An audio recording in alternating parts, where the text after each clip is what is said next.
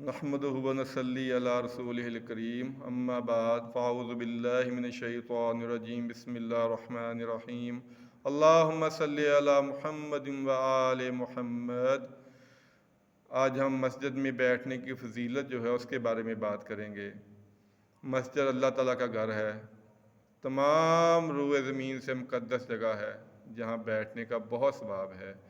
نبی پاک صلی اللہ علیہ وآلہ وسلم نے ارشاد فرمایا، جو شخص مسجد میں اس نیت سے بیٹھا رہے گا کہ اگلی نماز کا انتظار کر رہا ہے، جتنی دیر وہ مسجد میں بیٹھا رہے گا اور وضو نہیں توڑے گا، فرشتے اس کی بخشش کے لیے، اس کی رحمت کے لیے دعا کرتے رہیں گے۔ اس سے بڑی فضیلت کیا ہوگی کہ جو وقت ہم ہوٹلوں میں یا بازاروں میں گزارتے ہیں، جو ہم لوگوں کی غیبتیں کرنے میں گزارتے ہیں، اگر وہی وقت ہم مسجد میں اللہ کے گھر میں گزاریں تو ہمارے لیے کتنی فضیلت کی بات ہے۔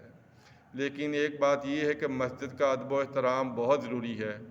نبی پاک صلی اللہ علیہ وآلہ وسلم نے ارشاد فرمایا، ایک وقت ایسا آئے گا کہ لوگ دنیا کی باتیں مسجدوں میں کیا کریں گے، تم ایسے لوگوں کے پاس بھی نہ بیٹھنا۔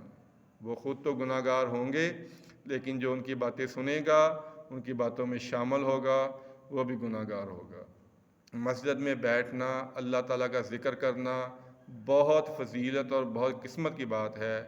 یہ اس بندے کی خوش قسمتی ہے کہ جس کو اللہ تعالیٰ اپنے گھر میں بیٹھنے کی توفیق عطا فرمائے، کیونکہ ہر آدمی کی قسمت میں نہیں ہے کہ وہ اللہ کے گھر میں آئے۔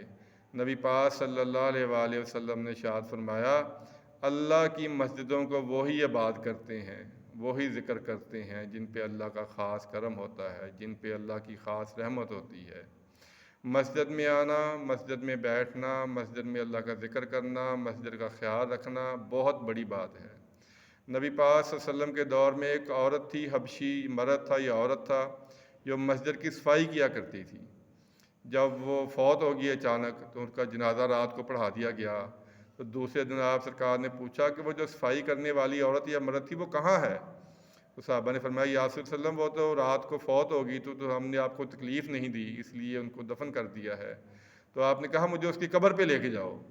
آپ خاص طور پہ اس کی قبر پہ گئے اور اس کے لیے دعا کی۔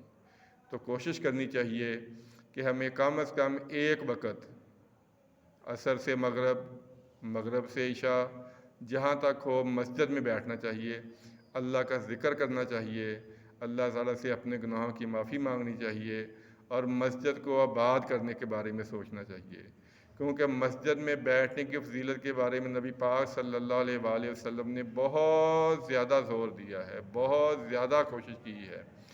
آپ سرکار نے فرمایا، جو شخص صبح کی نماز پڑھے باجماعت اور سورج نکلنے تک مسجد میں بیٹھ کر اللہ کا ذکر کرتا رہے، اور جب سورج طلوع ہو جائے تو صرف 2 رکعت نماز نفل پڑھے، اللہ تعالیٰ اس کو پورے عمرے کا ثواب عطا کرتا ہے۔ اس سے بڑی فضیلت کیا ہو سکتی ہے؟ صبح کے وقت کو اتنا کام بھی نہیں ہوتا۔